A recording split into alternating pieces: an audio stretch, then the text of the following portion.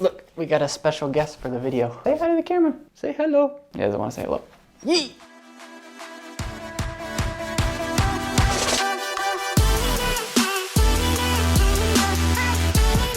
Yo, what's up everybody? I'm back with another video, and today we're going to be talking about some of the most confusing transfers across this summer transfer window. Now, when I say confusing, that could mean a couple things. It could mean that maybe they paid too much for the player, or it just doesn't seem like something that would be smart for one of the clubs, but essentially it boils down to one of these clubs, or possibly both, probably shouldn't have made this deal, and it leaves you scratching your head like, why did that even happen in the first place? So that's what I'm going to be digging into in this video. So let's get into the first one.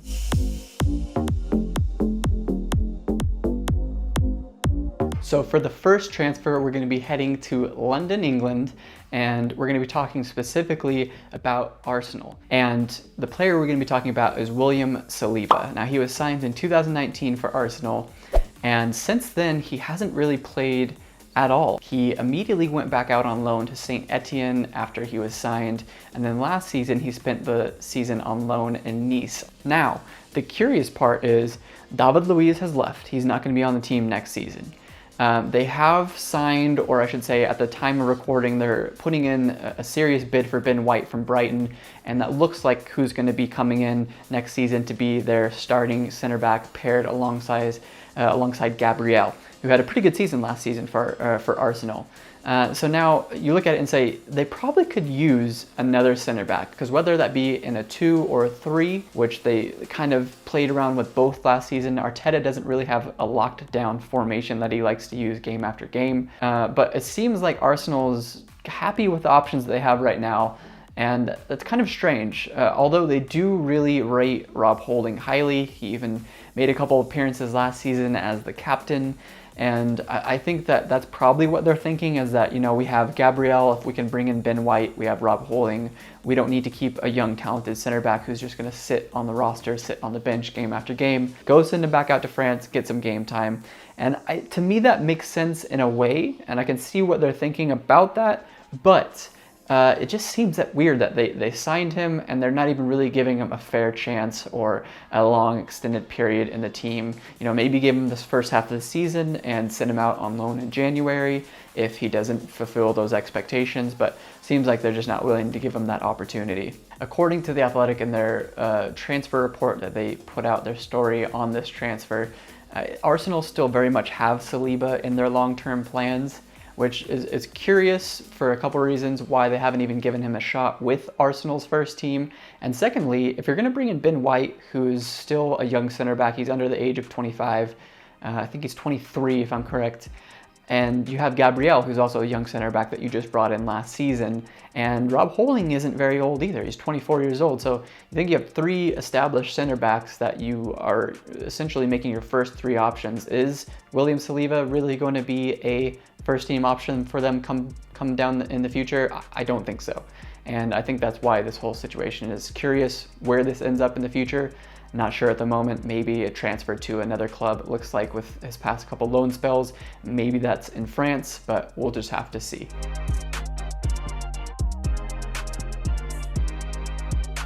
Okay, the next player we're going to be talking about is not in France, but plays for France, France's national team. That's Olivier Giroud, also a player that will be leaving London for another club, and that is obviously Chelsea, where he's spent the last 6 seasons, and he will now be heading to AC Milan in Serie A for a very measly fee of £1.7 million.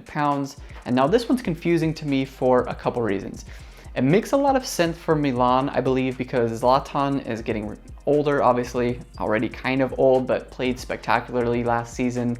And so you think maybe he's a Zlatan replacement. Similar styles, not exactly, but a player that can fill that role where Milan with Pioli likes to play a 4-3-3 most of the time with 1 striker, 2 quick wingers on either side, and play kind of more of a hold-up traditional style of football. as far as the forwards go. And they haven't had a lot of depth at the forward position. Other than Zlatan, they've tried other players like Ante Rebic, they've tried Rafael Leao, but neither of those players have really panned out at the center forward position. So which is why it makes sense to bring in Olivier Giroud, if not as a Zlatan replacement, at least somebody who can give you cover in that position if Zlatan's injured or just wants some rest. But the thing about Giroud that's curious from a Chelsea perspective is they also don't have necessarily a ton of depth at that center forward position, and they haven't been giving any real chances to Tammy Abraham either. Now obviously they had two different managers last season, Frank Lampard at the beginning of the season and then Thomas Tuchel taking over mid-season obviously. You would think that their plan would maybe be to give him more of a chance, but it hasn't really necessarily played out in the cards. But they also are looking to bring in a top striker. Obviously some of the options that have been rumored are Erling Haaland and most recently Robert Lewandowski of Bayern.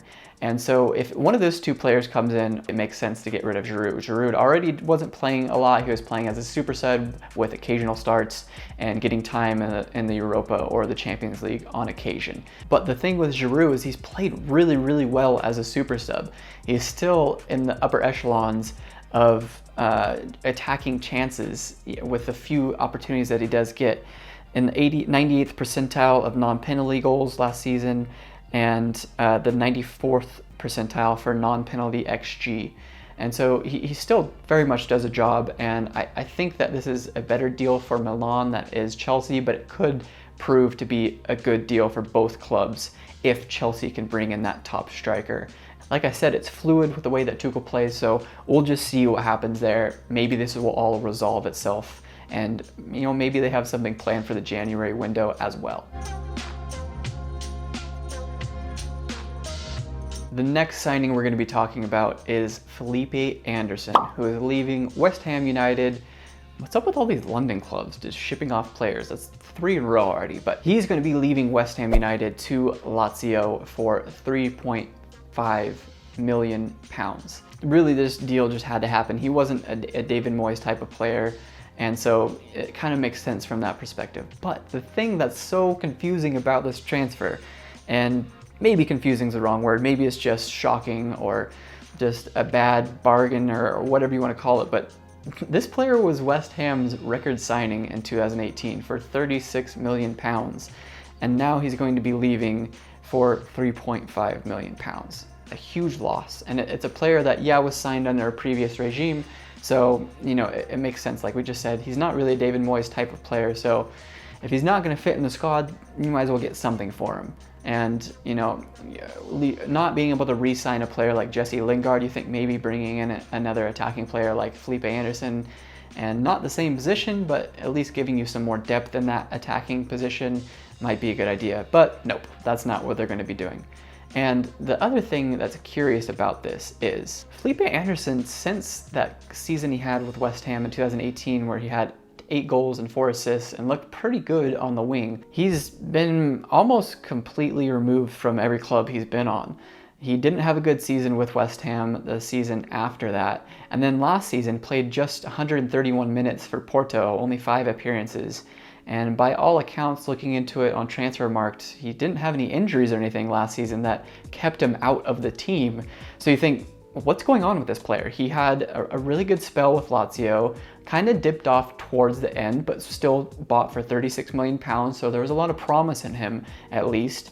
Showed that he was a pretty decent player in that first season with West Ham, and since then, it's just been completely downhill, and you wonder if maybe this is just over speculation about how good he's going to be, over evaluation, and maybe he's more of a mid-tier type player, and we shouldn't be spending these kinds of fees on him, but we'll have to see. It's kind of a player that is curious to me because it almost strikes me as a situation where maybe he ends up going back to Brazil and playing with Santos where he really got his break. Maybe I could see him going to MLS in a year or two, with him only commanding a $3.5 million fee at this point and still having a lot of talent. Maybe that's a situation where an MLS club would kind of perk their ears up and say, maybe is it worth taking a chance on him for $2 million or something like that. But we'll have to see. It's definitely downhill for Felipe Anderson, so let's see what he can provide in his next club. Okay, we are back in England for another player, our fourth player on the list, and that is Demarai Gray of now Everton, formerly Leverkusen, probably most notably formerly of Leicester City, where he played in 2020. He just left last season to go to Leverkusen in the January transfer window. Very strangely, they've flipped him back to the Premier League to Everton for the same exact price, £1.7 million, $2.2 million, and he is on his way to Merseyside. So there's a couple reasons why this is confusing. Let's start with the price. $2.2 million or £1.7 million is not a lot of money in the grand scheme of things.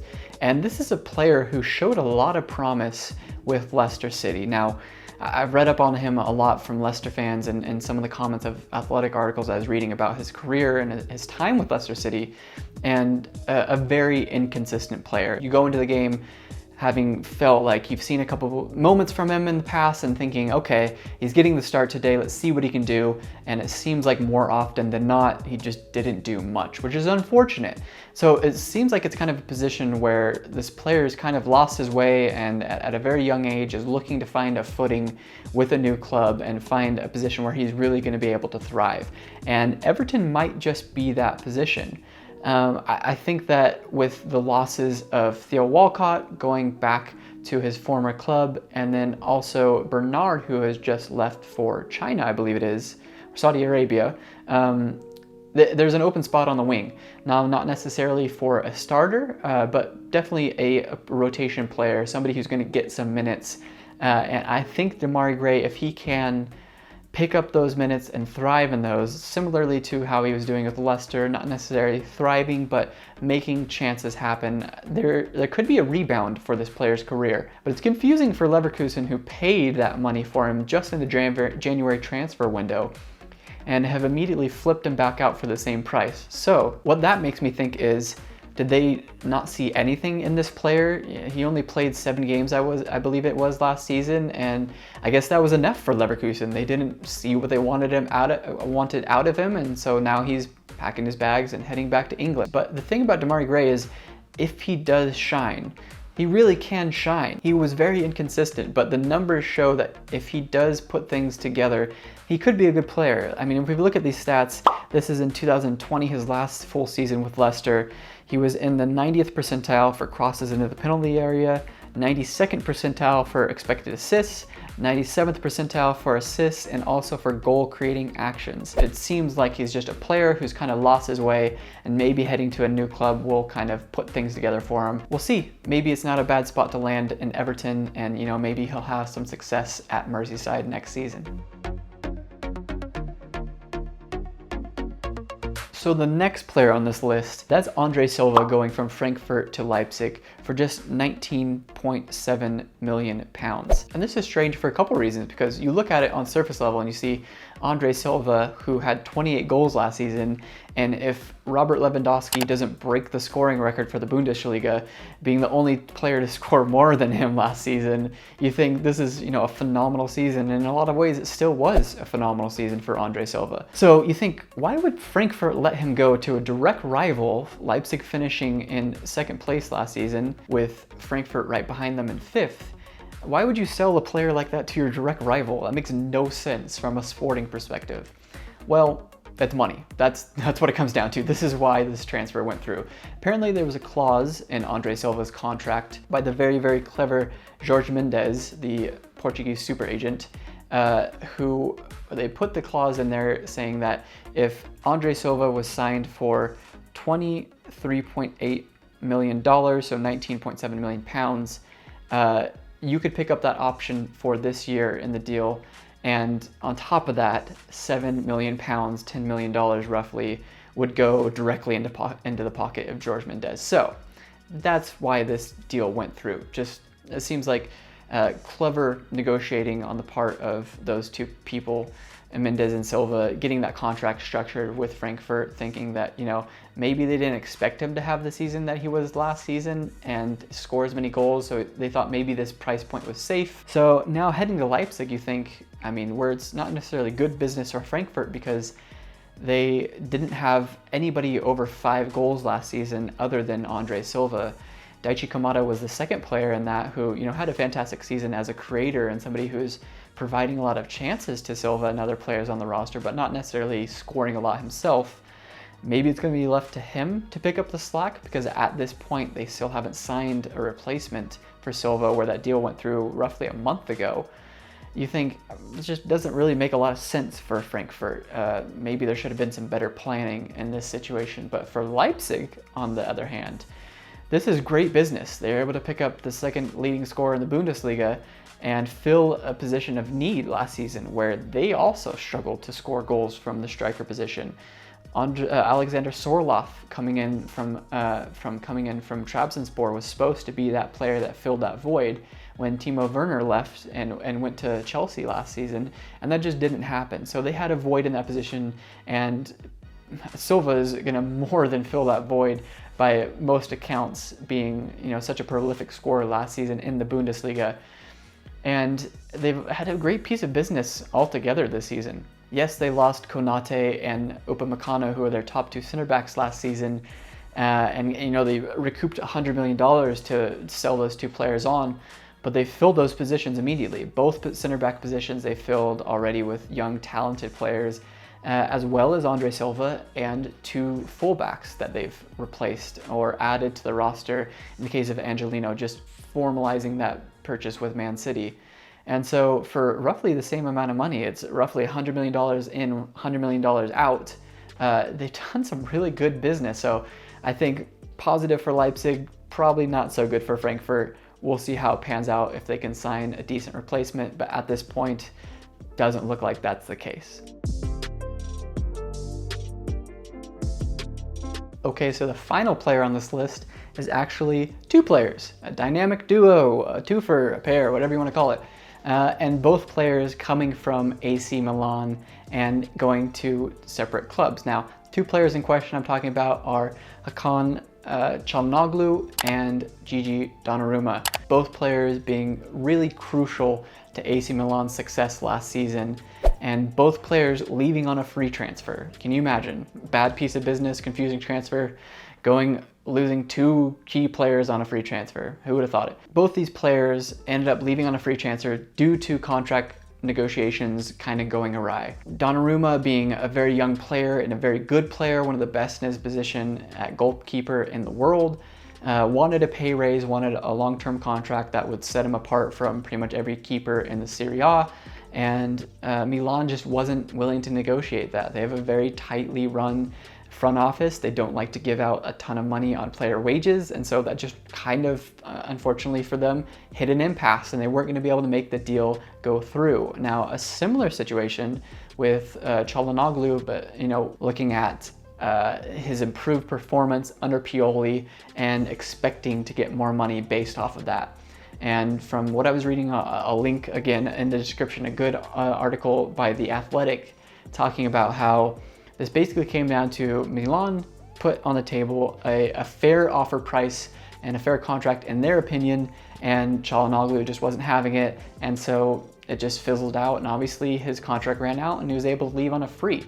And the thing that's really confusing about this whole situation is that, yeah, you can be really strict with the way that you do things and the way that you hand out wages, but also it's not a good business strategy to let two of your best players go on a free and lose potentially £100 million on transfer value alone based off a transfer market. And it just seems like there's got to be a way that could have been negotiated, handled in a different situation, maybe some more foresight before these deals ran out to the final year of their deal, and they could have penned something to at least keep them on the roster with the potential or the promise of leaving to another club but getting something in return. Now, for Milan, I'll give them some credit. They have already done a good piece of business in filling Donnarumma's spot, bringing in Mike Maignan from Lille, who obviously won Ligue 1 last season, and they brought him in for only £11.2 million. So that's some pretty good business. And so, the destinations, obviously, where do these two players land? Donnarumma obviously landing at PSG. Also kind of a curious situation with Keylor Navas having a really good season last season and playing well as their number one keeper. And then you have Çalhanoğlu, even more curiously, going just right across town to Inter Milan. But the thing is that with Inter Milan, or with AC Milan, I should say, last season, he was by far their most attacking player and one of the most creative players in all of Serie A. You know, look at these stats. You look at, he was first in key passes last season with 100 key passes, fifth in Serie A in goal creating actions, first in shot creating actions, fourth in expected assists and expected assists per 90. So, you know, Inter Milan's going to be getting a really, really good player. And it was mentioned in the article that, you know, obviously this isn't just an isolated incident for Inter Milan bringing in somebody like Çalhanoğlu, obviously taking into account the situation with Christian Eriksen and his really unfortunate health problems that led to having a cardiac arrest the first game of the Euros. And so, you know, there's obviously a lot of uncertainty with where he's going to be next season. And, you know, even if I don't want to speculate too much, but, you know, what his future looks like in football as a whole. So, you know, that's a great piece of business, bringing in Çalhanoğlu on a free transfer. And as long as the wages are pretty manageable, then you think that's a really good player to add and bring into the fold at Inter Milan, a team who won Serie A last season and is kind of in a position of flux right now with losing Antonio Conte, losing Hakimi, and, you know, there's speculation they might lose some more key players with their financial situation also being in some uncertainty, with their ownership group having to kind of cut down expenses and not be able to give as much to the sporting side of things with Inter Milan. So yeah, just a lot of curious transfers happening in this window. Maybe clickbaity a little bit with calling them confusing, because not all of them are confusing. It usually makes sense for one of these two clubs, but the other club is usually getting absolutely shafted, and you wonder why these situations were able to progress the way they were. And, you know, it's really a great piece of business for one of these two clubs. But so that's all I have for today. I will be doing more transfer videos and more videos leading up to this next season, along with some other content that you'll see here on the channel. So if you like this, give it a like, please. That really helps with algorithms and all that kind of stuff, getting exposure to this channel, and subscribe as well. Drop a comment, drop anything you want to in the comments down below. Give me some feedback. Did you like this video? Did you not? Whatever. And we will see you again very soon for another video here on the channel covering all things in the world of football. So that's it for me today. Have a great one. Peace.